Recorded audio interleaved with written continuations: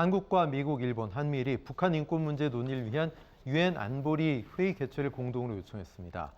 자, 유엔 안보리 북한 인권 회의 주요 일지부터 먼저 정리해 주십시오. 우선 그 2014년부터 이제 그 유엔 안보리 차원에서 이제 공식 회의를 개최하여 이제 그 북한의 그 인권 탄압이라든지 유린에 대해서 이제 그 국제사회의 이제 분위기를 환기시키고 또 그에 따른 그 유엔 안보리 차원의 이제 결의안 채택이 있었습니다. 그런데 이제 2018년부터는 이제 사실상 중국과 러시아의 이제 반발로 인해서 개최되지 못했고요. 그렇지만 이제 미국과 이제 그 제가 기억하기로는 한 62개국 정도의 그 유엔 이사국들은 일단 그 안보리 의제로는 이제 남기기 위해서 그 이제 비공식 회의를 그 지속해 온 것으로 알고 있습니다. 네, 그렇군요. 자, 회의가 개최되면 2017년 이후 약 6년 만에 지금 처음으로 안보리에서 북한 인권 문제가 논의가 되고 인권 회의가 열리는 건데 오는 18일 캠프 데이비드에서 한미일이 정상회담을 갖는단 말이죠. 이 시점에 유엔 안보리 북한 인권 회의를 요청한 속내는 뭘까요?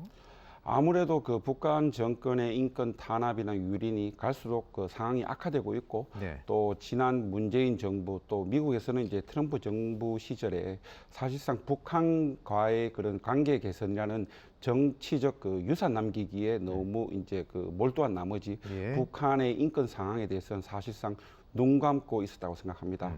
유엔 안보리 차원에서 북한 인권 문제를 논의하고 그에 따른 적절한 조치를 취하는 것은 유엔이 그 국제사회의 평화와 안전을 유지하는 데 있어서 가장 기본적인 책무라고 생각하고 있습니다. 네, 그렇군요.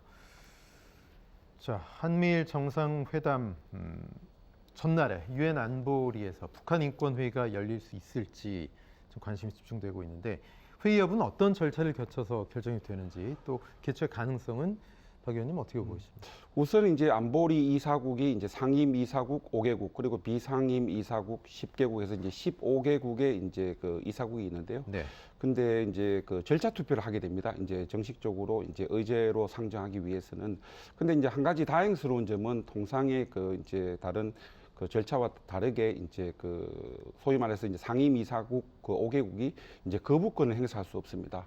그래서 이제 15개국의 그 투표 절차를 통해서 9개국 이상이 이제 찬성하게 되면은 이 북한 인권 관련된 그 회의가 이제 의제로 채택되기 때문에 그리고 또 지금 그 한미일 3국이 그 유엔 안보리 의장국과 함께 이번 회의 개최를 공동으로 요구하고 있는 상황에서 아무래도 이제 그 9개국 이상의 찬성을 그 확보하는 데는 크게 문제가 없을 것으로 보입니다. 네, 만약에 무리가 없었다고 보시지 없을 거라고 예상하시지만 유엔 안보리 북한 인권 회의 개최가 불발된다면 전날이죠.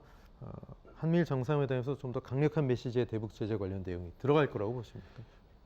이번 그 한미일 정상 그 회담을 통해서 그 한반도 평화 정착 그다음에 이제 북한의 위협 고조에 대한 보다 강력한 그 억지력은 사실상 유엔 안보리 차원의 북한 인권 회의와는 상관없이 발표될 것으로 보이고요. 네. 다만 이제 그 인권 이제 그 회의가 하루 전날 이제 결정되는 그 점에서 봤을 때 만약에 개최되지 않는다라고 하면은 그걸로 인해서 무슨 새로운 그 대북 제재안을 이제 발표하기보다는 그러한 이제 그 요청이 불발된 것에 대한 보다 강력한 이제 그 삼국 정상의 메시지가 있을 것으로 보입니다.